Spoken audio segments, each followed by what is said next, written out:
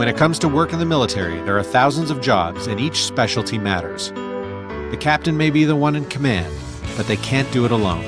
From the radar tower to the galley, from charting new courses to maintaining the ship, thousands of people come together in service.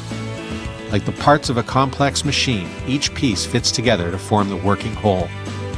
You've seen some careers in films and on TV, but that's only part of the story. Science, engineering, medicine, and communications are just a few of the many fields available, and almost any job found in the civilian world also exists in the military. If you enlist, choosing a specialty is a careful balance between what fits you best and where you're most needed. A test will determine your strengths, how you fit into the whole, and what your piece to contribute could be. Officer careers often involve leadership and working with enlisted service members to make critical decisions. This requires trust. Most importantly, you have to trust yourself and your own abilities. With so many options, you're sure to find fulfilling work in the military, with regular opportunities for advancement. And while service can last a few years or a lifelong career, the training and experience gained in these jobs is something civilian employers value highly. So whatever you do, with military experience, you're ready for the next step. I'm HM3 Murphy, a histopathology technician. When I joined the Navy, my orders were histopathology technician C school. I had no idea what that meant, but now that I'm in it, this is where I would like to be right now. I'm an oral and maxillofacial pathologist. As a pathologist, we are part of the surgical team even though we're behind the scenes. Histopathology and looking at the slides themselves, that's the answer. That's basically telling the doctor and thereby telling the patient, hey, this is what you have. This is Dr. Elliott from pathology. How are you doing today? If the surgeon sees something that they're concerned about, they will send us fresh tissue and we'll look at it right away and tell them what we see. Autopsy, both forensics and medical, are a huge part of what we do. Forensic autopsies, I've done probably more than 200 or so. And then I work alongside NCIS. Every once in a while we'll have, some special agents come in for some more forensics, FBI, CIA. I was actually offered the Health Professions Scholarship Program prior to even getting into dental school. So I decided that the Navy was the best way to further my career without incurring more debt. It's really opened me up to a lot of career paths I didn't know were open to me before.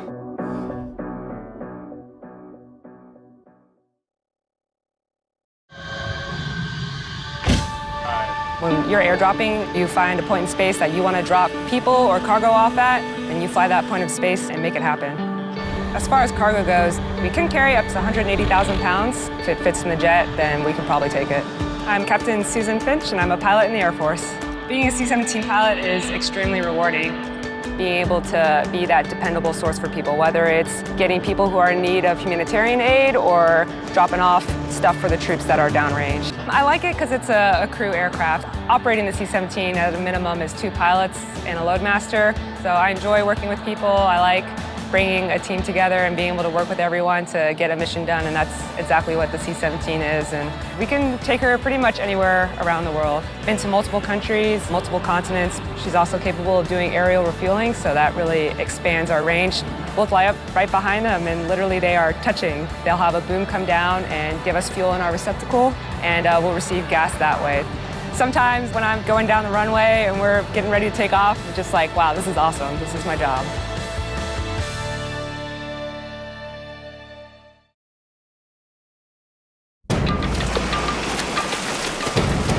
My name is Petty Officer Matthew Odell. I'm an aviation survival technician in the United States Coast Guard.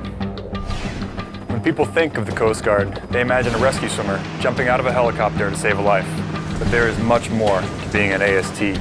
We are responsible for maintaining an incredible amount of gear, from packing parachutes to emergency flotation systems, even pyrotechnics. It's a job that takes focus, dedication, and humility. 150 yards, over, under, set, go!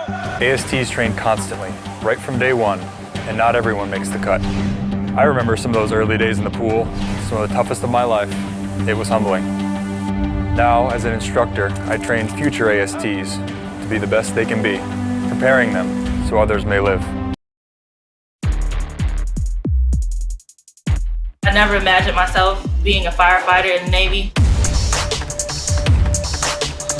When I started out, I was a civilian firefighter before I came in here, but I was from a real small town in Iowa, so we didn't have a whole lot of excitement going on. I went in to see the Navy recruiter, asked what was the closest thing to being a firefighter, and he said damage controlman, so I said, sign me up.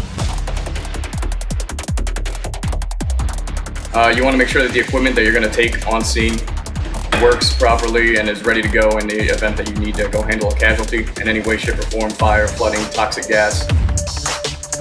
We had a bunch of guys who had just shown up weeks before, brand new. And you tell them, you try to teach them all you can through word of mouth, you run drills, but until you see some shooting out flames at you, you just don't know. You don't know the heat, you don't know who's going to panic, what steps are going to be taken, if they're going to be the right thing. And that right there proved to me that these guys are good to go. It instills faith in your team, just knowing that these guys, like, they got your back 100%.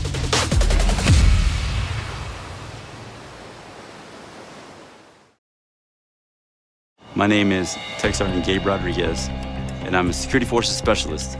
Our main job is to provide that security and making the base safe. The security forces gets broken up into law enforcement and your air-based ground defense portions. Law enforcement, you're pretty much going to be doing traffic stops. You're responding to incidents, whether it's domestic or setting up security on a building. The air-based defense portion, where we deploy and we have to go outside and do several convoys or military operations in urban terrain and defend bases in deployment locations. If you really want to excel in this career field, it's what you make of it. It's your career, your life. Make the best of it. Like myself, as a security force member, graduating Army Ranger School, Army Sniper School, Airborne School, Raven School. There's many other courses I've been to. It's not an easy task, but it can be done. Just the fact that I get to come to work and put on this beret and this uniform is unreal.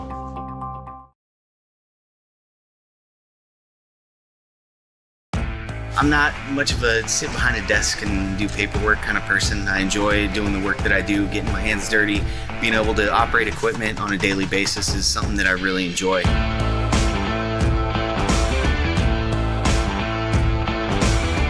I've been doing mechanical stuff since I could really do anything, so I always knew I wanted to be a mechanic. I worked on tractors when I was a kid, and that's what I signed up to do. I wanted to travel, I wanted to get a college education, and also wanted some on-job training.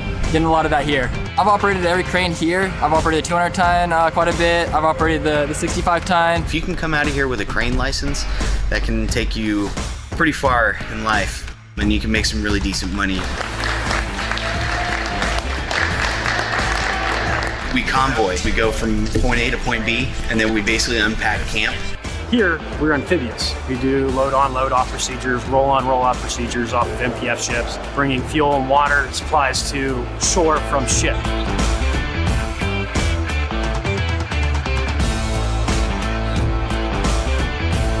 After a disaster, we will go out and clear roads. Asphalt, pavement. Humanitarian aid. We had a Cummins generator completely down. That was powering the ICU. I brought tools with me, got it up and running. By far, one of the more rewarding things that I've done.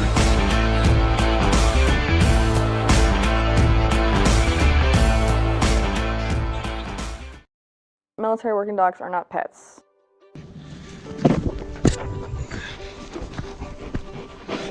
My name is PFC Gavid. I'm a military working dog handler, and my partner's name is Cody. When I arrived at Fort Meade, I got told I was going to get MWD Cody. We started building rapport by spending mainly time with him in the first 2 weeks, so he understands that I'm part of his family now. I'm his mom. And then as soon as I gained his trust and his respect, that's when we started focusing on obedience, and I've told him what to do, and we started working on issues that we had, but also on making our strengths better. Cody's ability to smell is like most other dogs. He can intake different odors at the same time. And so he's able to directly go to the source or tell me where it is, respond to it, and then we can find it together. Military working dogs benefit the Army by being a psychological deterrent. They are able to detect odors that we as humans cannot, and they have proven to be better than most machines and have had less failure rates. Being a military working dog handler, it can be stressful at times and very physical demanding, but the camaraderie you have with the other handlers and the relationship to your dog beats all of it.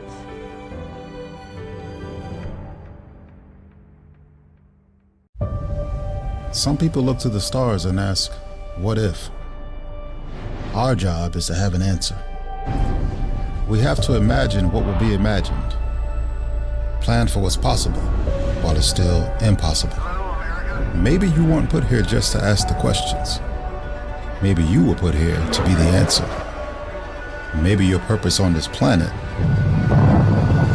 isn't on this planet.